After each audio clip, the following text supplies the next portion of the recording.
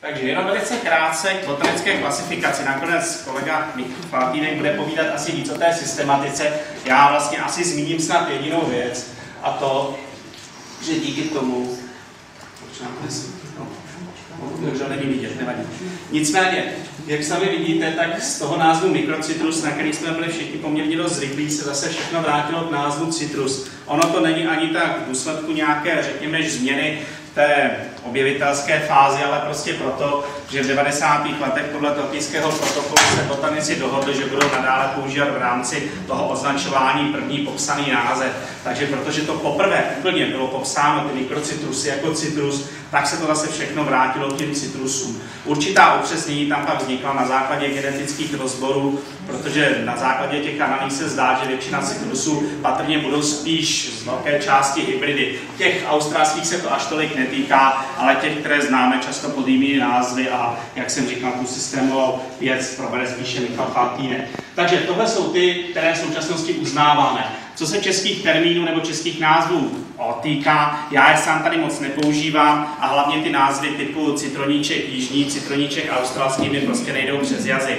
Takže já tomu postavu často říkat asi mikrocitrus, ono to aspoň nebude tolik zmatečné. Nechal jsem tam i ty anglické názvy, protože většina z nich, díky tomu samozřejmě pochází z té anglicky mluvící Austrálie, má ten svůj původní, nebo řekněme takový běžný název v angličtině, takže já tam ty anglické názvy ponechávám. Oni tomu obvykle říkali i lime, takže se to samozřejmě pak velice snadno plete i s těmi limy jako takovými. Tohle jsou tedy vlastně ty hlavní skupiny, které se dneska uznávají nebo mají registrované názvy jako kultivary, především ta obrovská skupina těch mikrocitrusů v pravém slova smyslu, jak my si je pamatujeme, no a pak je to ten Eremocitrus glauca, nebo dneska zase zpátky Citrus glauca, jeho jediný v tuhle chvíli uznaný kultivar a spousta těch hybridů, které jsou u nás poměrně už dostupnější.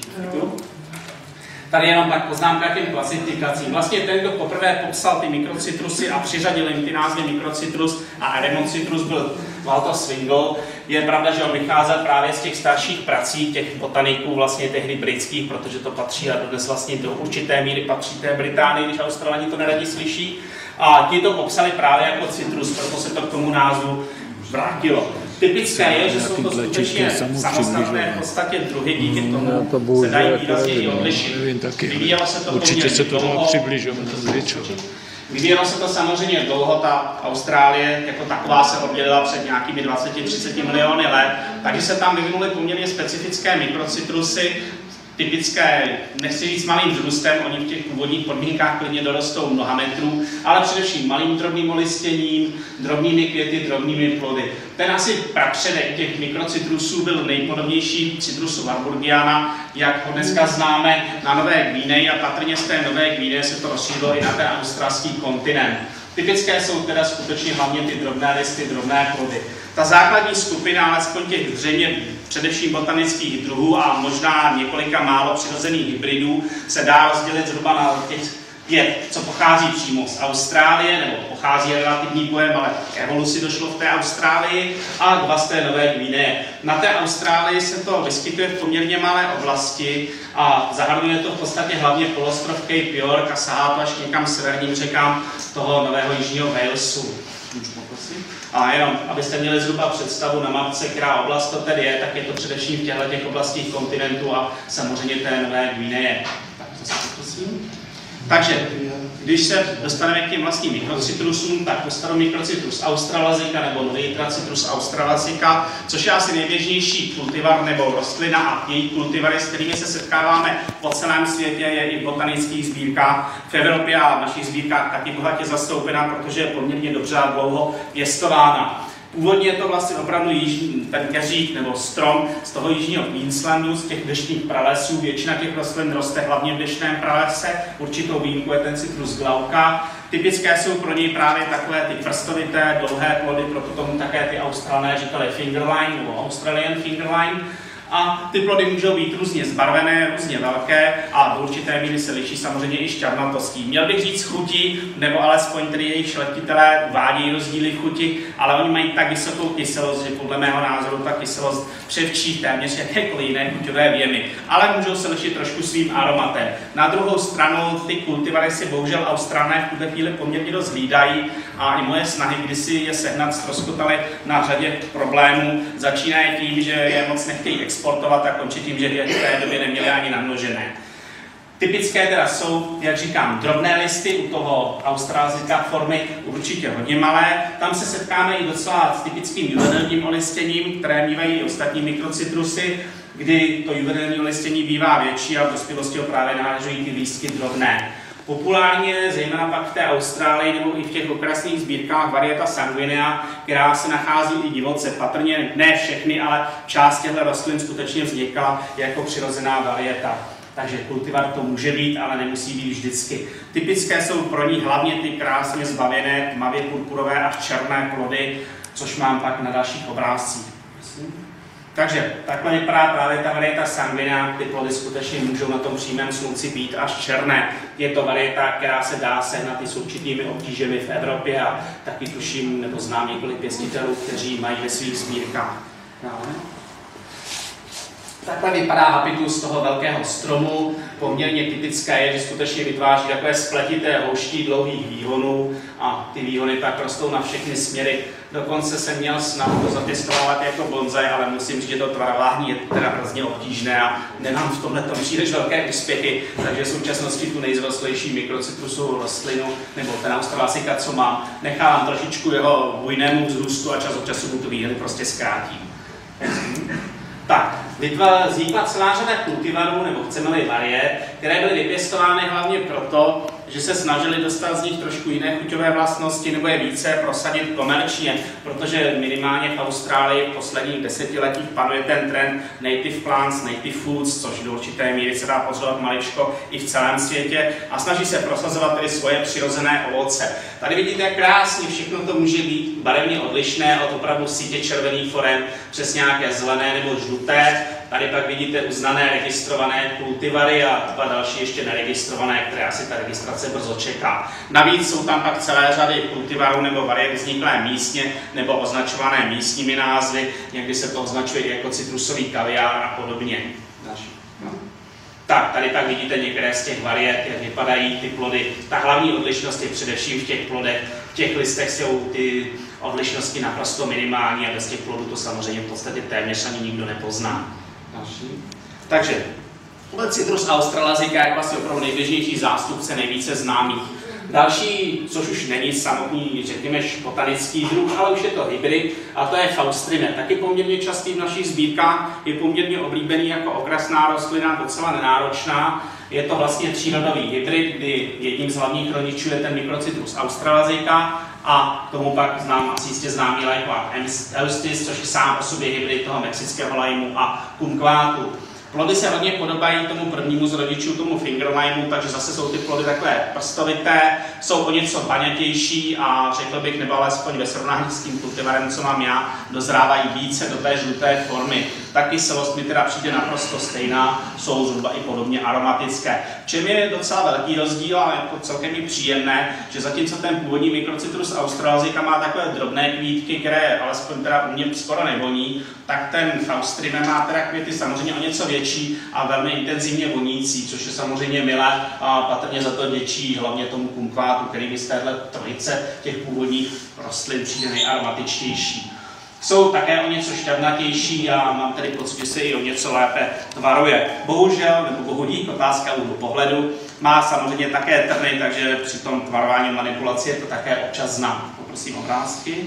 Takže takhle vypadají plody toho Faustrine. Ty listy jsou hodně podobné tomu australazika, jsou o něco větší, o něco protáhlejší. Tady vidíme pak rozlomený plod.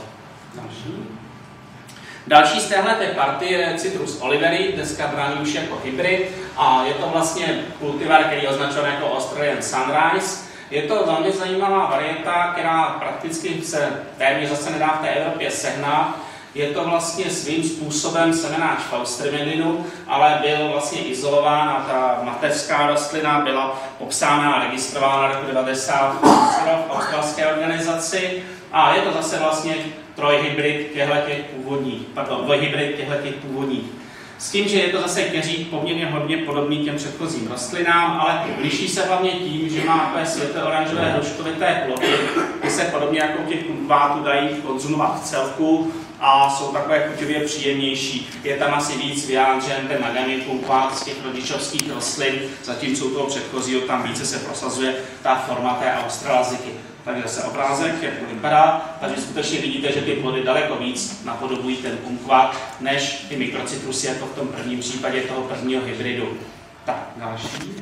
Takže tohle byly takové hlavní 3 rostliny, které se dají u nás docela dobře sehnat. To, co je velice zajímavá věc, minimálně s tím vzhledem, je pak forma Australian Bloodline, kdy se jim skutečně podařilo vykultivovat hybrid, respektive kříženec, kdy tam opravdu ty plody jsou vejčité a škulovité, téměř sitě červené i s tou dužninou, která je mnohem šťavnatější. Zatímco v té Austrálii už to začínají pěstovat i komerčně, tak ty rostliny bohužel, alespoň ještě před pár lety, nebyly téměř dostupné. Údajně tvrdili, že to namnoží tak, aby se to dostalo i do Spojených států a Evropy. Ano? Má to nějakou užitkovou hodnotu?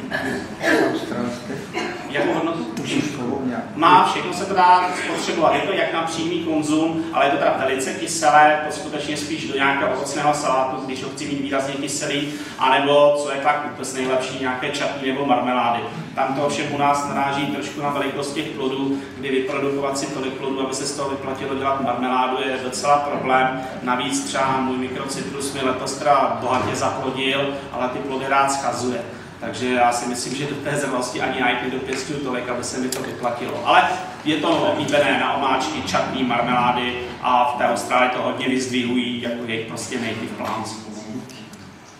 Takže tohle je kultivar, který říkám, by byl velmi zajímavý i svým vzhledem. Určitě ty plody, které dozrávají takhle do té červené barvy, jsou věc u citrusů málo vídaná nebo téměř nevídaná, ale jak říkám, zase ta sehnatelnost je v tuhle chvíli problematická.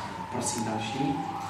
Co je pak další a možná z těch probíraných kultivarů ještě asi poslední, relativně nejsnáze dostupný pro nás v té Evropě nebo i v naší zemi, tak to je Citrus australis, nebo Microcitrus australis. Nachází se v celé řadě botanických zahrad nebo i citrusových sbírek, hlavně samozřejmě v té Itálii nebo Francii, a dá se na něj narazit i jinde. Je to relativně odolný strom, takže ho tam pěstují i ve volné půdě a dá se tam narazit samozřejmě i na plody.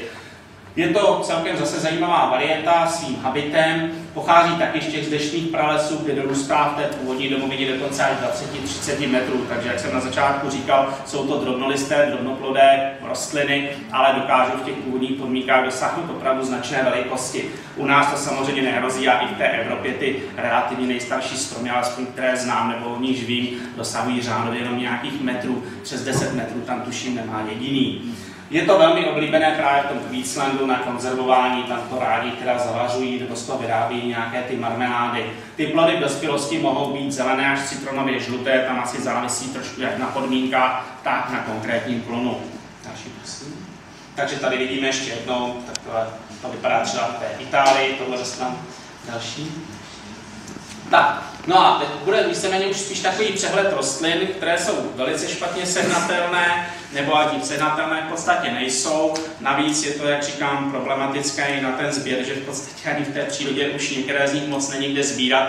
Bohužel právě v té oblasti toho Queenslandu nebo těch původních kontinentálních částí Austrálie je dneska průmysl, cukrová třtina, palmy, palmový olej a podobně, takže mítí a tím si patrně možná i vymítí část těch lokalit. Takže není vyloučeno, že za nějakých 10 let možná některé z těch variet, co teď budu zmiňovat, už v přírodě vůbec se nebudou vyskytovat.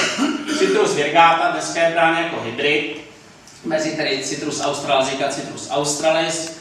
A je to jeden z druhů, kteří ještě pořád, řekněme, jsou o něco dostupnější, v té Evropě se občas vidí.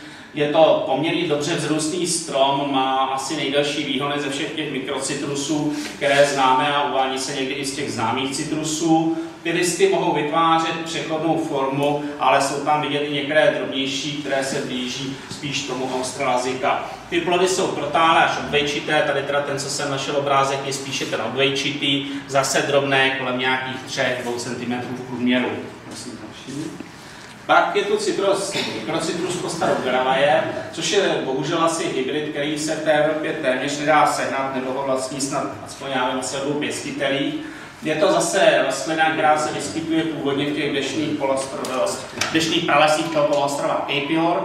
Je to zase endemické, skutečně se vyskytuje na poměrně malém území, vytváří tam husté takové opadavé špoloopadavé porosty, spíše keře nebo houštiny, ale mohou dosáhnout až 15 metrů výšky. Má podobné, ale trošičku širší listy než ten fingerline. Ty prstovité plody se mu trochu podobají, ale popisují, nebo na obrázcích, které jsou tady dostupné, jsou takové kratší, o něco silnější.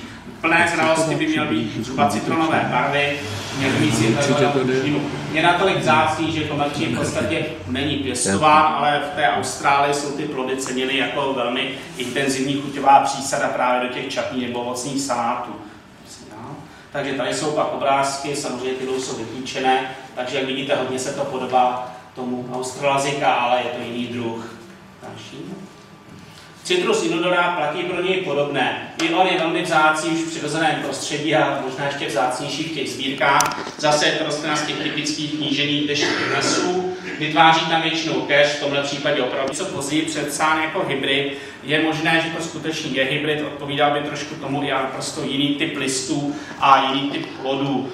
Tahle ta rostlina, co mám já, pochází kdysi dávno ještě z dovozu vlastně z jižní Itálie, s tím, že si myslím, že původně asi pochází z Kalifornie a tam se samozřejmě dostala z té Austrálie. Poprosím ještě obrázky. Takže takhle vypadá ta rostlina, skutečně husté, kompaktní olistění. Bohužel, než dojde k nějaké opravdové katastrofě. Patrně je to asi rostlina nebo mikrocitrus s nejmenšími květy, protože tady vidíte obrovskou zvětšeninu květů, který v reálu měří zhruba v průměru kolem 4-5 mm. To opylování, tomu se dá trošku teda pomoct, ale je to spíše opravdu práce na malinkatý štěteček. Takhle pak vypadají plody, které nejsou z mé rostliny, takže vidíte, že asi opravdu mohou být i žlutější. Nicméně skutečně takhle asi opravdu má vypadat ta papuána a pokud máte něco, co má naprosto jiné listy a pochází to z posledních let, tak máte v nejlepším případě ten hybrid s nějakým jiným citrusem, patrně možná kumkvátem. Další. Citrus gracilis je další nebo druhý z té guinejské party, tedy z těch, které pochází původně z té Nové Guineje. Má růst v těch eukalyptových lesích toho severního teritoria. Zase ten výskyt patrně je asi velmi významně omezen a v těch sbírkách se to téměř nevidí. Ten habitus se popisuje hodně podobný citrusu glauca nebo eremocitrusu postaru, chceme-li. Vytváří takové kulovité plody nějakých, řekněme, až 8 cm v průměru podle popisu. Takže o něm se ví poměrně málo se bohužel i je sehnání nebo pěstování. Citrus warburgiana je zase naopak mikrocitrus, který v některých místech Evropy mívalo IVIA ve svém genofondu, ale nicméně při naší návštěvě před pár lety ta mateřská rostlina vymrzla, a takže možná nějakou teď dopisují ze svých rezerv. Mívali ho tam díky tomu i v botanické zahradě, ale ten exemplář z té botanické zahrady ve Valencii vypadal teda při naší poslední návštěvě, že asi tak do roka zemře, zbylo na něm opravdu jenom pár živých větviček. Je to zase druh z Nové Guineje, poměrně pomalého zrůstu, vytváří zpřímený strom, tady vidíte, jak vypadá habitus většího stromu, má takové dlouhé, tmavě zelené listy, snad jediný z těch mikrocitrusů má na řadících drobné hroubky nebo i místama někdy vytváří křídla. Já to teda na těch evropských rostlinách neviděl, ale takhle se to popisuje. Opět drobné bílé květy a plody by měly být kulovité, zhruba 3 cm v průměru, i v plné zralosti zůstávají zelené. Takže to je citrus warburgiana, který by snad mohl být v té Evropě ještě zachován. Další. No a citrus glauca, který naopak je zase poměrně dostupný, protože to snadno relativně množí, hlavně italští, bych řekl, pěstitelé, ale i několik další. Je to vlastně druh, který už je odlišný od celé té skupiny mikrocitrusů a je trošku odlišný svými nároky na kultivaci nebo svými podmínkami přirozenými kultivačními, protože se nevyskytuje tak úplně typicky z těch deštných lesů. Dokáže skutečně přežívat od dlouhé periody sucha, silných horkých větrů. Ta vysoká hranice toho přežívání až 45 stupňů, kdy ta rostlina de facto upadá do určité hermance, schodí listy a je schopna přežívat. Naproti tomu Mrazy přežije taky, což je taky samozřejmě do určité míry pro nás zajímavé. Nicméně dříve uváděných asi až 24 stupňů vzniklo přepisem a chybou přepočtu se stupnice Fahrenheita. Reálné a opravdu odzkoušené je minus 10 stupňů Celsia, což je teda alespoň ze Spojených států údaj z Kalifornie, kde to testovali jako nejnižší teplota, kterou jim to přežívalo. Ty další nižší teploty už to prostě nepřežilo. Takže těch minus 10 nicméně Eremocitrus má snést. Výhoda je zase, že velice dobře snáší zasolení substrátu, vytváří taky takové poměrně, řekněme, že rozbujelé houštiny, dorůstá až 7 metrů. Typické jsou pro něj hlavně úzké čárkovité listy, často vytváří vlnění formy listů. Zajímavostí je, že to je patrně nejrychleji dozrávající citrus, ty plody dozrají od kvetení zhruba za 8 týdnů. Celkem to není překvapivé, když někdy bývá označován samozřejmě nepřesně jako xerofit. Byl vyšlechtěn i jeden jeho kultivar, respektive ono jich bylo vyšlechtěno více, ale tenhle jediný je v tuhle chvíli registrován. Já vás poprosím obrázky. Takže takhle vypadá plod toho Eremocitrusu a takhle vypadá ta typická větévka s těmi čárkovitými listy. Co se pěstování těch mikrocitrusů týká, tedy hlavně alespoň těch dostupnějších variet a kultivarů, je relativně jednoduché. Já tedy mám pěstování hlavně v bytových podmínkách. Díky tomu, že většina z nich pochází z těch deštných pralesů, tak ty teplé byty a samozřejmě teplejší zimy snáší poměrně dobře. Výjimkou teda je teďka ta papuána, která schazuje ty listy, ale bojím se, že to je spíš problém s podnoží než rostlinou samotnou. Jinak se dá říct, že poměrně dobře skutečně snáší i ty zasolené substráty, ale to je samozřejmě relativní údaj, protože většinou je máme naroubované, pokud to opravdu není nařízkované, ale řízkují se alespoň podle mých zkušeností poměrně dobře, třeba ta papuána až překvapivě dobře. Je, bych řekl, nebo alespoň podle popisu literatuře dobře odolná vůči chorobám, což samozřejmě v našich sbírkách asi takovou roli nehraje, ale proti škůdcům teda podle mé zkušenosti se nějakou výraznou odolností nevyznačuje a zejména svědušky je mají ve stejné oblibě jako jiné citrusy. O něco méně se mi zdá, že teda napadají u mě bublice, ale také se na nich vyskytnou, když se mi občas přemnoží. Snáší velmi dobře řez, ale musím říct, že to tvarování je poměrně problematické, hlavně u té australziky, kdy skutečně dostat do nějakého rozumného tvaru je docela kumšt. Jsou poměrně málo vzrůstné, samozřejmě relativně, jak jsem tam uváděl, v těch podmínkách některé vyrůstají klidně 20-30 metrů, ale dají se dobře udržet v těch nádobách, což je samozřejmě pro pěstitele nádoba zajímavé. Jsou celkem okrasné většinou i tím svým listem a potenciálně i plody, pokud je vytváří, takže se většinou pěstují spíš jako nějaká ornamentální varianta. V té Austrálii jsou skutečně pěstovány jako užitková rostlina, alespoň některé z nich, a ty plody využívány. Jsou samosprašné, alespoň teda mohu to potvrdit u těch základních druhů, jako je Australzika, Australis a Papuána. Nicméně ta samosprašnost asi trošku omezuje násadu plodů a samozřejmě, nebo ne samozřejmě, ale v těch plodech téměř nevytváří díky tomu semena. Překvapivě dobře, jak už jsem říkal, se řízkují, což mě samotného docela i překvapilo. Prosím další. Co se týká vlastně nějakých takových rostlin, které tam můžeme sehnat, ten počet hybridů je poměrně vysoký, protože se velice dobře mísí s těmi jinými druhy. Takže už jsem tady zmiňoval ten Faustrime nebo Faustrimedy, pak je to celá řada těch Eremocitranží, Eremolemonů a podobně. Díky tomu bohužel a hlavně nezodpovědným pěstitelům z nejmenovaných jižních zemí je tam často velmi zmatené názvosloví nebo velmi často chybná označení, proto i řada těch zejména asi vzácnějších druhů v těch našich podmínkách možná nejsou původní druhy, ale spíš nějaké hybridy, které se tomu habitem blíží. To srovnávání je nesmírně obtížné, protože to dost dobře není moc s čím srovnat, nej se starými popisy nebo se starými herbáři. Citrus glauca, jenom tak taková zajímavá informace, se uvádí, že v té Austrálii se dá optimálně využívat jako docela odolná podnož.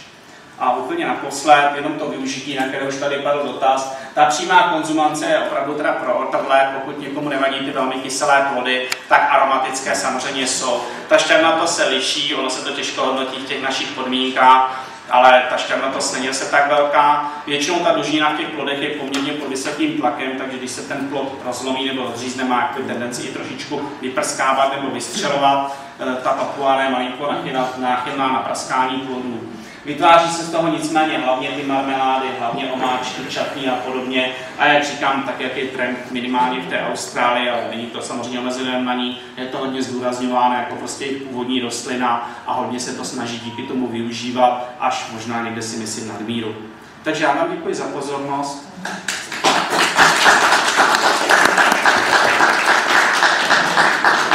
Tak, asi Asi jestli se chce někdo ještě na něco zeptat, jestli než přidám slovo Michalovi. Živí se tím něco v přírodě, když je to kyselý? Já předpokládám, že jak už to v přírodě chodí, něco asi ano, ale nevím. Nikdy jsem takhle na ten nenašel zdroj, že by se přímo jako nějaký živočich specializoval jenom na konzumaci těch plodů.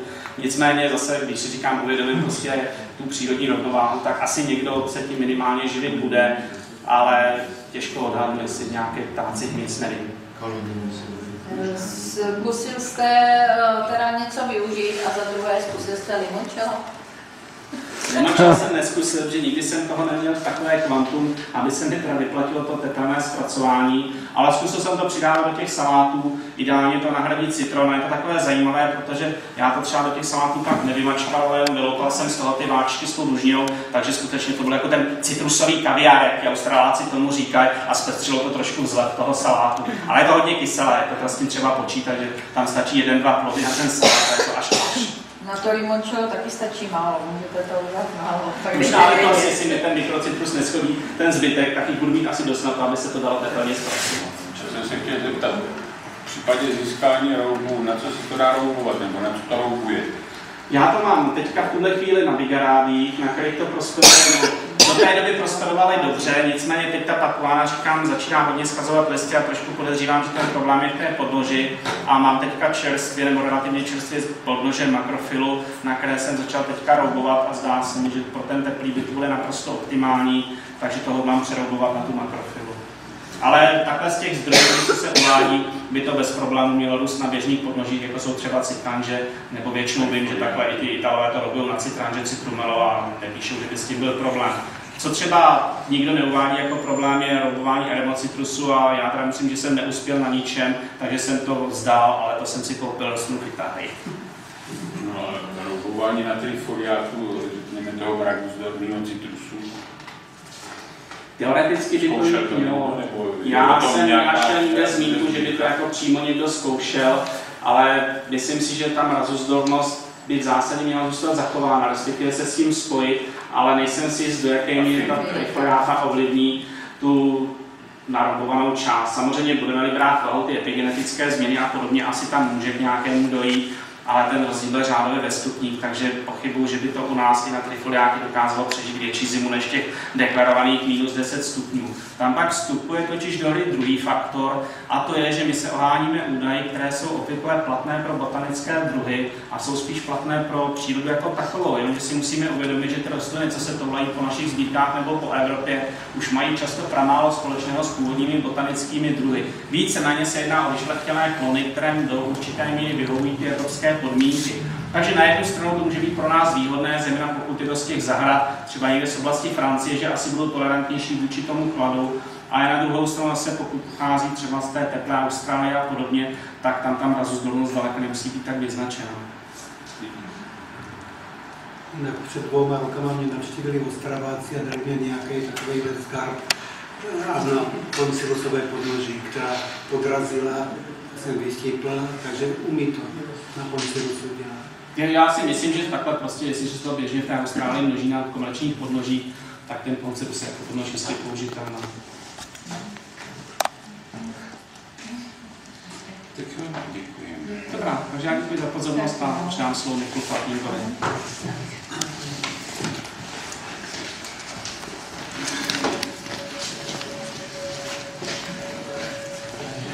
Dobrý den, dámy a pánové. Když mě pan kolega Tvárník oslovil, abych vám udělal přednášku, ježišmarja, já vám tady budu povídat, o tom, jak doma mám citrusy, jsem rád, že jednou za 2 až 3 dny zaleju a plevel vytrhávám 2krát do roka. Není to dobré. Dobré téma bych já vám tady Brňáku, který máte v mnoha případech daleko lepší podmínky pro pěstování, dost to vykládal. Tak jsem furt tak špekuloval. Do toho přišla vlastně moje spolupráce tam s Forem Nováka, kde jsem se začal starat o tak trošku pořádek názvosloví. A v té souvislosti mě trklo to, že bych vlastně mohl zmínit něco, na co jsem narazil asi do té slovo. Narazil v souvislosti s přípravou knížky, kterou jsem páchal, protože v rámci práce na knížce se musel provést obrovské množství zdrojů A ty nejrůznější problémy s názvama, zařazením citrusů, na které jsem narazil, a nechci se explicitně zmiňovat o tom, že občas také bojujeme i mezi náma citrusářama, kdy různým přepisováním najednou z nich je název, na který všichni koukáme, co to je za novou odrůdu. Tak jsem si řekl, že bych vlastně mohl trošku odlehčenou formou, nebo jako upozornit na nejčastější problémy nebo na ty věci, které vznikají, když se začne studovat v cizí literatuře a hledá se, co to je za citrus, že to zdaleka není tak jednoduchý, jak to mnohdy vypadá. Ale vycházím z toho, že vlastně když jsem páchal moji knížku, kterou asi většina z vás zná, že jsem musel prolíst něco a zjišťoval jsem zajímavé věci. Já si to podám, když takže v podstatě, když jsem vybral tu knížku, tak jako okamžiku, když jsem na něco narazil, tak je u jakéhokoliv názvu nebo něco jsem si musel položit otázky. Co je to vůbec za druh? Jestli je to mandarinka, pomeranč. I to ta otázka jako je podstatná. Pak jestli je to samostatná odrůda, nebo už je to jenom jiný název pro nějakou odrůdu. A nebo jestli se jenom nějaký pěstitel neupsal a neuvádí nějakou odrůdu. A abych vás uklidnil, není to jenom doména nás, tady že se nám to občas povede, ale i v renomované literatuře občas se narazí na věci, nad kterými člověk žasne, jak se dokážou některé názvy upravit. Takže k té první otázce, to určení odrůdy. Kdyby vám to je úplně jasný, že to přece, když napíšou, že to je ono, tak to je ono. Leč největší malér, nebo největší problém je o tom, jestli v té dané literatuře, kterou zrovna čtete, se používá Tanakův systém nebo Swingleyho systém. Tanaka je podstatně podrobnější, když to Swingley to má sražený do menších počtu odrůd, takže v okamžiku, kdy se hovoří někde o mandarině a je napsáno Citrus reticulata, tak se musí najít, co to, jestli vlastně to myslí Citrus reticulata podle Tanaky, anebo podle Swingleyho. Což občas se to vlastně tak je to mandarina, dejme tomu, na tom bychom se mohli shodnout. Ale jaká je to mandarina? Protože samozřejmě jako podle Swingleyho jsou všechny retikuláta, když to podle Tanaky, jen z těch nejznámějších, Unchiu, Clementina, Deliciosa, ale ještě dalších asi 30 jiných odrůd. A protože vlastně knížku, kterou jsem dělal, jsem postavil na systematizaci podle Tanaky, tak jsem se to musel snažit identifikovat, kam to patří. V menším měřítku ty problémy jsou samozřejmě u dalších, u citronníků, grepů, lajmů, pomerančovníků. Tam to není tak tragický, ale samozřejmě ta mandarina je nejhorší. Tady vlastně je vidět, že podle klasického původního Tanakova systému už dneska jako některý, ať už o ty citrusiče, ty v něm nebyly, pár druhů se bylo nově, ten rozlišil 159 odrůd, Swingley jenom 17, čili samozřejmě, když čtete nějaký zdroj, ať už knížka, kde to dejme tomu ještě je spolehlivější, ale především pak na internetu, protože spoustu informací, když jsem dával ty citrusy, tu knížku dohromady, jsem nacházel na nejrůznějších stránkách internetu, já jsem v podstatě svým způsobem v uvozovkách vykradl, kde jaký web po světě, tak se musel vlastně to zkoumat. A zejména pak ty anglických zdrojích, to nikdy dopředu nevíte, jestli to označování je podle Tanaky nebo podle Swingleyho.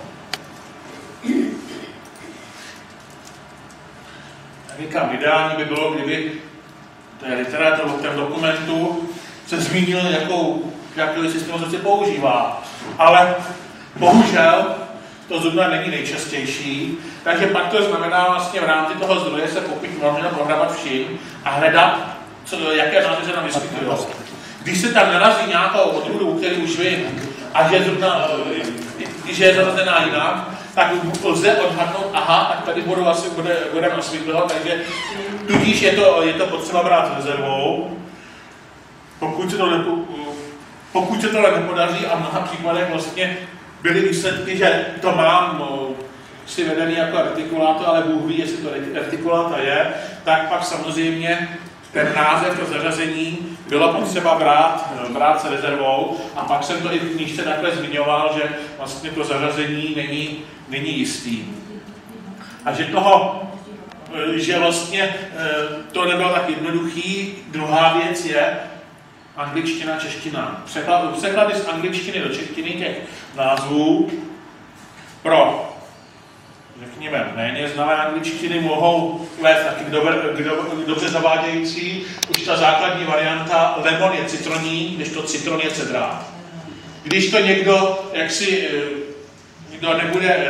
nebude znát to angličtinu, řekne si citron, aha, to je citron, jenomže je to cedrát a už jsme u prvního jádra problému. Naopak pod limem schovávají deco, lime, limetu, všechno kyselý, mikrocitrusy, jak už zmiňoval kolega Svítek, takže lime je pro ně všechno lime. Dejme tomu mandariny učilu, těm říkají satsuma v běžné angličtině, to se snad ještě pozná, i když taky jak kdo a jak kdy, někdo tomu satsuma říká, jiný to označí mandarin a pod mandarinou je všechno, mandarinkama počínaje, tanžerem, tangorem a nejrůznějšíma hvěrama konče. Čili obecná angličtina, to je taky kapitola sama o sobě, takže z toho ta spolehlivost nalezení správného názvu je jasná. Ale to, že to v mandarině je normální, vlastně stačí se dojít do jakýkoliv obchodáku, podávají jenom tam mandarinky a je tam napsaná odrůda, čo to jste už dneska musej. Říkám, to je zase pěkná mandarinka, tangelo nebo tangore jako vyšitý. Tak si vždycky dělám. Jakmile je to velký, a je to mandarinka, tak mi to mandarinka není. Samotnou kapitolou, o které byste dalo určitě dlouho povídat, jsou překlady z jiných jazyků. Tam asi nejhorší jsou překlady z čínštiny, protože pokud vím, tak existuje několik způsobů přepisu čínštiny do angličtiny. Japonština je to teď, protože to ty znakové jazyky, ale konec konců on i takový přepis z ruštiny do latinky vede taky zajímavým věcem, protože jen tak mimochodem přepis, když to bude z ruštiny přepsáno přímo do angličtiny, tak se dojde k jinému přepisu, než kdyby se to přepsalo do češtiny a pak do angličtiny. Protože ruské š písmenko se do angličtiny přepíše jako sh, když to české š se do angličtiny přepíše, tak by se to musel sebrháčet. Takže rázem, jak si vlastně vypsal celou řadu těch, kde to s tím zařazením je značně nejistý. Je otázka, jestli jsou citroníky Brazil, Butnal, jubilejný, jestli to je citroník, nebo jestli je to s něčím křížený. Cedráty, hybridní mandarinky. Já vám tu prezentaci samozřejmě tady nechám v organizaci, kdo bude, když tak si to chtít, tak určitě pan Trávníček, kde ho má, by vám to vytisknul, je odešel. Takže jako určitě, jako, vlastně je to udělané určitě klidně, můžete ty to PowerPointu vytisknout, vytáhnout nebo udělat jako, není problém, či to jsou vlastně ty problémy, netvrdím, že to je úplný výčet, ale vlastně tam, kde to zařazení je minimálně nejistý, protože v různé literatuře, tu se zjistím, že to je zařazení mezi pomeranč, tu mezi něco jiného, cedrát, citroní, že různé zdroje díky těm různým překladům a nějakým chybám, které někde vznikly, postupně ukazují, že jeden říká to a záhady nebo problémy vznikají s tím, že jedna odrůda se vyskytuje pod velkým počtem názvů. Čím je ten konkrétní druh? Myslím, že favoritem je pomerančovník Valencia, u kterého jsem našel celkem 82 dalších jmen, pod kterými se vyskytuje. A to nemluvím o jeho už odrůdách, kde vlastně se Valencia taky vyskytuje. Kyselý lime West India, neboli mexický, Mexikán, už tam jsem ji našel. Nad tím jsem se domyslel, se kterými názvy se lze setkat nejčastěji, obecně vlastně. Nejčastěji komunhe. Ještě vytáhli některé třeba méně názvy se běžně vyskytují minimálně u 3 odrůd, takže tady je takový namátkou výběr některých názvů. Vidíte, asa se vyskytuje pro 3 různý, pro klasické citroník asamensis nebo pro mandarinu ponkán. Tak dále, takže to je v podstatě taková spíš zajímavost, či jako jestli to budete, už si dáte do zpravodaje, tak se to aspoň budete moc přečíst, čili třeba tady šedoxian v podstatě je synonymní název pro 3 další různý šedoky. Takže okamžiku, kdy vám napíšou, že je to šedoxián, tak si můžete hodit korunu, který že šedok to vlastně je, protože Sián je de facto původní název pro oblast thajská, kde ty šedoky skutečně rozlišují jako odrůdy, ale všem jsem se v synonymní názvu říká Sián, protože pochází z tamní oblasti. No, pak já si tady troufám, jak si uvádím jednu zajímavost, na kterou jsem narazil a kde myslím, že jsem přišel na zajímavost. Pomerančovníky Jaffa a Jopa. Hluboko do materiálu se uvádí, jako už klasika citrusáckého Weber ve své knize uvádí, že pomerančovník Jaffa byla dovezena generálem Sanfordem z Palestiny, z města Jaffa. Zatímco Jopa byla dovezena panem Chapmanem 1877 z Jopy v Palestině. Takhle to uvádí Weber. On už to tež uvádí v knize pan Harold Hume ve své knize Citrus Fruits a jejich kultury, když v roce 1905, ale které podle mě pan Weber čerpal. Mám obě dvě knížky. Takže to vypadá jako skutečně dvě různé odrůdy. Ale měl jsem tu čest se dostat do Izraele někdy 2004 na té služební cestě a tam jsme měli českou průvodkyni a ta nás tam prováděla. Bydleli jsme v Tel Avivu a Jaffa je předměstí nebo součást Tel Avivu. Jsem říkal, ono tomu říká furt Jopa. Jsem se zarazil a šel jsem se jí teda zeptat, proč neříká Jaffa, ale Jopa. Mě to vysvětlila. Jaffa to je arabsky a Jopa je to židovsky.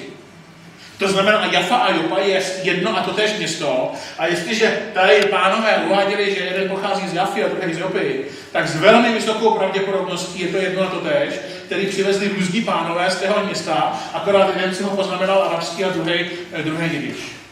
Takže to, jestli jsou to dvě odrůdy, nevím.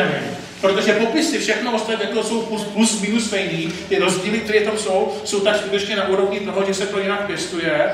A nejvýznamnější rozdíl bylo, že ta pocházela z různých měst, podle dostupné literatury. Ale když jako to člověk zapadá, tak ono je to jedno a to samé město, jenom jinak pomenované. Tak. Třeba to bylo od dvou sousedů, jeden byl Arab a druhý byl Žid. To je možný, že to takhle vzniklo, ale jako, přišel jsem na to skutečně veškerá dostupná literatura, de facto nejpodstatnější rozdíl byl v tom, že to uváděné rozdílné město původu, jednou Jaffa a jednou Jopa. Ale když jsem tak skutečně to je jedno a to samé město, které je pouze jinak pojmenováno. Dneska je běžnější to označení Jaffa, standardní, ale ve staré literatuře a zejména, jako jestliže tu Jopu uvádí 1877, v té době se víc vyskytovala právě ten název Jopa a postupně se stále častěji protokuje Jopa, tak odpovídá tomu, že to je skutečně z té samé lokality, akorát jak si jim nedošlo to a pak samozřejmě od té doby to všichni přebírají, protože když to napsal pan Weber, tak to je, jako je to o citrusech, tak to je třeba tesat do kamene. A myslím, že v řadě věcí pravdu má, ale tu věc si dovoluju jaksi být natolik odvážný, že se domnívám, když jsem to přišel líp. Tak to mohlo by tady bude zjistit. Je to tady jenom jako, jsem se na závěr obsal sníčky, je vidět, že vlastně těch různých materiálů jsem musel prolíst mraky, vlastně z těch knížek. Většinu z toho dokonce mám přímo vytištěný, plus celá řada internetu, čili že vlastně tyhle poznatky jsou z obrovského kvanta informací, takže to je vlastně jakési zabrouzdání do zákulisí toho, jak jsem tu knížku páchal. A na co jsem narazil, čili jako, nechci se považovat za nějakého extra odborníka, ale přece jenom díky tomu o tom názvosloví toho vím relativně dost a řadu věcí jsem se potkal a díky tomu vlastně můžu i spolupracovat s kolegou Novákem a že tam dělám trochu jako dohled na názvosloví těch citrusů. Takže doufám, že mě jako pokud tam někdo přispíváte, nekamerujete, když vám tam někde pod rukama někde názvy. Tak, máte nějaké dotazy na mě k tomu tomu? Snažil jsem se to udělat trošku populárně, protože jsem říkal, nemám cenu vás zatěžovat nějakýma odbornostma a jim to něco možná jiného, než co tady běžně máte. No, dotaz malinko odbočující, a sice následovně. Je F80 mandarina a moje Carvalho je pracovně nazvaná IH, protože s Carvalho nemá absolutně nic společného. Tak. Vyloučit se to nedá, no. Jo. Ta mandarina je 80, je žlutý plody, velký žlutý plody, liší se od všeho, co známe. Takže co v takovém případě, jestli to někam začít nebo ne. Carvalho IH je ve sledování, ale s tím, že na všech podnožích u jiných pěstitelů také má vlnité listy, čímž je teda úplně odlišná od něčeho jiného. A zatím, co byly aspoň malý průvky, tak od začátku žebrované na jakýkoliv podnoží. Tak co pak se s tím dá dělat? Je jistý, že skutečně jako v některých případech jako mohlo by to štěstí, se podařilo zapěstovat něco, co se nějakým křížením, co se lišilo, čili jako samozřejmě, jako já netvrdím, že nové odrůdy nemůžou vzniknout, jako, proto jsem taky při toho názvosloví rozlišoval, co je, dejme tomu, oprávněný a co vlastně jsou až potom ty názvy, kdy to jenom štěčí, jako, ano, jako, máte to štěstí, že se vám podařilo vypěstovat samostatnou odrůdu a zaplať pánu na to. K tomu bych já něco řekl. Je 80, to je moja práce. No. Tak pardon, tak to je Jo, No prostě, takhle, dostal jsem rok, začínali jsme ty 80. ještě dřív. Před 80. rokem jsme někdy začali citrusama. No a tak jsem dostal rok jeden a že zkus to je velký pomeranč. No, tak jsem to naroboval, on to pomeranč nebyl, bylo to velký plod, bylo to citronově žlutý, jo, a sladký. Jsem to pěstoval v bytě, jo. A poslal jsem to po Hrachově, jsem to poslal do Soudolu, jestli by mě tam to neurčili. No a došla s tím, že to vůbec neznají, že to je asi něco nového, ať těm dám nějakou značku a to je regulérní, jako proč ne, jestli se to podaří udělat, tak jako já neříkám, že vymýšlení názvu je špatně, jako vznikne-li takto dostatečně odlišná odrůda, tak proč ne? Jenom já jsem trošku chtěl říct, že v některých případech jako to vymýšlení názvu, když se to liší minimálně, je trošku kontraproduktivní, ale furt to ještě beru, mě nejvíc vadí to, když si tam někdo ty názvy jednou daný mění, jak si přehazuje tak to mi vadí, řekněme, ale podařili se vypěstovat něco jiného, tak je relevantní to, že si to pomenuju po svým a jako odrůdu to prezentuju. Já teda ještě bych tomu řekl takovou věc, dokud jsem to pěstoval v bytě, totiž v tropických podmínkách, kde neklesla teplota pod těch 20 stupňů, bylo to sladký. Když to mám v subtropickém, už to rostlo veliký, je to strom, tak bez skleníku, tak tam teplota klesá k té nuli i pod nulu a tam jsou kyselí. Vidíte, to je zajímavá věc. Takže to, co jsem říkal, není proto, aby tam zakázal používat nový názvy, to v žádném případě, ale chtěl jsem spíš upozornit na to, že jak to s těma názvama je, že někdy vznikají správně a někdy vznik těch názvů je, řekněme, diskutabilní. No ještě takovou věc. Hybrid, který vznikl ne jako generativně, ale vegetativně. I takový jsou. Jo? Prostě naroboval jsem Fortunelu, Japoniku jsem naroboval, ne Margaritu, naroboval jsem na grepo. Kmen pěkný, grepový, plodilo to, rostlo a najednou se dívám, tam je nějaká jiná větvička v tom. A ta větvička vykazovala grepový tvary. No, tak místa strustu asi, co? Ne, úplně na vrchu. Úplně na vrchu? Tak jsem to střel, zakořenil, už je z toho pěkný strom, grepový listík úplně, no zatím to nic neukázalo, tak nevím. Tohle je vlastně tímhle způsobem skutečně ty nové odrůdy vznikají a jako má-li někdo tuto možnost, tak samozřejmě je to naprosto v pořádku, jestli tu odrůdy pomenuje. Jako to je v pořádku. Není to třeba chiméra, já jsem třeba... Může to být chiméra, ale já mám svoji chiméru MB, že jo, ale píšu tomu Mihovase, chiméra, ale to je jako v těchto případech ten upravení toho názvu je podle mě na místě. A samozřejmě můžeme diskutovat, do jaké míry to je samostatná odrůda, do jaké je to chiméra, ale proč ne? Jako...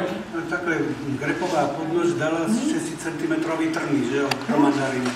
Ano, ale to se nevylučuje, to je v těch případech, jako, i to nové pomenování je podle mě naprosto na místě a je to v pořádku, není to, proč tvrdit, že to totéž, to není totéž. Ale já jsem to vlastně chtěl ukázat, jako, jak ty názvy vznikají, jak se to objevuje a že vedle těch, říkejme tomu, korektních názvů vznikají někdy, který a pak se vědně šířejí, že to někde špatně přepíše. Dneska se mě tady někdo ptal na něco, že to dostal od pana nebo od toho nějaký názvy, kdy to je asi něco jiného. Bohužel právě, zejména jak je to psaný rukou, tak často se stane, že se někde změní písmenko, vypadne písmenko nebo se špatně přečte.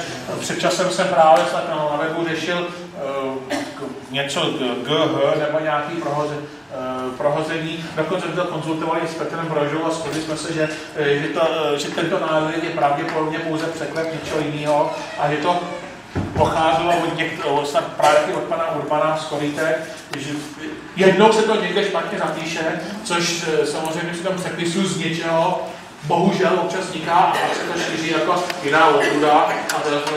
Když se to přijde, tak je korektnější to opravit na ten správný název, než to šířit proti špatným názvem. Ale to se nevylučuje, když si vypěstuju skutečně odlišnou odrůdu, tak proč je na Tady, jak říkáte s tím panem Urbanem, to je takový klasický příklad. Má mandarinu vlastně Unšiu pod názvem Miyaka, kterou si dovezl. S tím, že by to měla být Miyagawa, ale on tvrdí jednu věc, že mu to teda za první, že to přímo s tímhle dostal už v tom ruském výzkumáku. A za druhý... A kdo říká, že neudělal tím ruský výzkumák? Ale za druhý, což je podstatnější, a stojí za zamýšlení, říkal, že tahle ta mandarina v jeho podmínkách je vynikající, jak blázen a tak dále. A když od Petra Broží dostal teda Miyagawu z Itálie, tak s ní nebyl spokojený, že se chovala úplně jinak na stejné koncirové podmínky. Tak je otazné, jestli třeba v tom Rusku pod názvem Miyagawa neměli nějaký tam místně upravený klon. Vyloučit se to nedá. Nikde, to už dneska, samozřejmě už i ta cesta mohla, že se to mohlo někde cestou trochu zkrátit něčem jiným a už to úplně identicky není. To by se zase zjistilo jedině nějakým genetickým rozborem, že, jako, ale na to našinec nemá peníze, že to jsou relativně drahý stavy, jak se dělali nějaký zkoumání DNA. To, co se občas zjistí, tak při zkoumání DNA těch rozborů najdou věci, že to je vlastně všechno úplně jinak. Čili co v tom případě dělat? Já to dělám tak, že píšu název, pod kterým jsem ho dostala a do závorky, že mám pochybnost. Buď tak, jako v případě tam píšu vlastně oba dva názvy, že dám, pod kterým to mám a do závorky, aby vlastně, hlavně, když to mám pro sebe, tak dejme tomu. Jako, když by se o tom někde psalo v nějaké literatuře, tak by to bylo dobrý vlastně už sám tu pochybnost naznačit, že tam může být něco takového a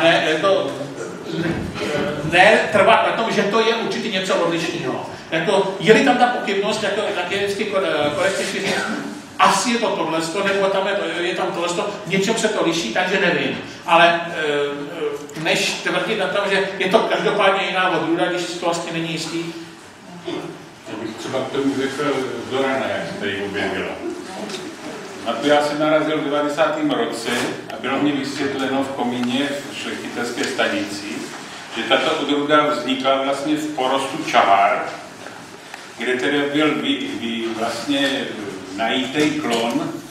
Tady, ne, oni mě tvrdili čahary, a že to teda byl najítej klon vlastně, který měl odlišné vlastnosti a pojmenovali ho vlastně po Zorice Vukovič, což byla agronomka té stanice a vlastně z toho udělali Zoran. A ta se šíří v Chorvatsku vlastně... Je to velice raná odrůda, je ranější než ta čahara a lepší chuťový vlastnosti. Podle mých... Někde se možná snad z Kavanu, ale to už je z Kavanu, z čahary jako to... Z Kavanu v 90. letech citrusáři, když tenkrát klub dojel z Chorvatska. Já jsem v 90. roce jsem tam byl a tuto mandarinu jsem tehdy dovezl a nechal jsem si to vysvětlit přímo na té plantáži, tak to tam vysvětlit. Jako, já jsem někde, a máme něco skoro, právě z Karvatská, že vznikla v 70. letech Okuzenů a snad z Kavanu nebo Čahara, to není až tak velký rozdíl, až je to pomenoval právě doktor Živko Gatin podle nálezkyně ranosti Zorica Rana, Dorovali Zorana. Ono se někdy i Zorica Rana taky říká. Ale ano, vzniklo to takhle pomenovaný, to je naprosto relevantní způsob vzniku. Já jenom když si tím názorem nejsme jistý, tak lepší ta pobyt, že vlastně já sám mám pochybnost, než se tvářit, to je určitě jiná odrůda, ale napíšu to takhle a budu to pod tím názorem šířit. Ještě je takový, nevím, jestli víte, nevíte, spíš nevíte, jo, ale beru to takhle. V Šumavě ještě se objevovala tanikava a tonikava. Jako tanikava byla uváděna jednou pozdní mandarina, jednou raná mandarina, ale také tanžor tanikava. Pod tonikava ten název tam vůbec nebyl, ale uváděl se v textu mezi pozdními mandarinami, tak jako pozdní mandarina zhruba dozrávající se siloveký byla tonikava. Takže to jsou ještě zase tam další zajímavosti, ale tanikava, já mám tanikavu doma a je to evidentně tanžor. Unšil to nemá nic společného. Zaplodil mi jeden průdek po 15 letech. To je bohužel zmatek názvosloví jako z dostupné literatury Viktoriovej tohleto, ale zase jako opět tady ještě existuje jedno riziko, že někdo měl sebou zprohořilý cedulky a nyní pod názvem tanikava od někud přišlo něco, co vlastně je úplně něco jiného. Bohužel jako, to je taky možný, že někomu se prohodily cedulky a dneska na celý regál, on měl 8 druhů mandarin poházených, takže vůbec nevím, co je to. A pak se divíme. Takže já jsem dostala mandarinu tohle. Bohužel i tohle to může nastat. Kartuly Sadrio jsem dostala. Asi tak po 6 letech jsem zjistila, že od pana Píčka mi došla nová místo Kartuly Sadrio. Ano, také jsem, když si od někoho koupil pomerančovník Washington, a to pomerančovník to rozhodně není, má takový obrovský žlutý body a černý, co to je. No, ale rozhodně to není Washington, to vím, to je mi jasný, že toto není. Ale co to je, Bůh ví. Takže jako... Co? Ani není pupečnej. No, jako takový obrovský krabatej žlutý plot, to má. Možná budu muset utrhnout a skonzumovat. Uvidíme. Takže já vám děkuji. Dobře, taky děkuji. Doufám, že jsem vás pomůžil. Nebo tak jako ty počty jsou menší, ale vidíte celá řada pomerančovníků, citroníky, cedráty. Čím běžnější odrůda, tím je těch názvů víc. Jsem se zkusil zaměřit, jak ty názvy vznikají, jaký jsou oblíbený a podle pěstitele, který si tam zmíněný West Indian, název mexický, to je český, Mexikána, Mexikána, Mexikán, jako takže furt je to ten mexický, ale jednotlivé jazyky si to uvádí, takže vlastně je a není to název, jako je to jiný překlad. To je ta zmiňovaný přepisy z jiných jazyků s jinou abecedou do angličtiny. Tady už je ten zmíněný ta čínština. Takže podívejte se, Changsha, mandarina. Existují 3 další, de facto, že tyto předchozí by se dalo říct, že to byly korektní způsoby názvů, tak pak samozřejmě vznikají další synonymní názvy, bych tak řekl, méně korektním způsobem, česky řečeno chybou, nebo jako, že si to zkrátka příslušný pěstitel upravil vysloveně chyba v psaní, čím chci říct, že to, že se to občas povede nám, tady, tak jako zdaleka nejsme v tomhle nějakou výjimkou, vzniká to běžně i v anglické literatuře, takže mandarina. Bohužel jsou i případy, jestli někteří pěstitelé názvy vymýšlí nebo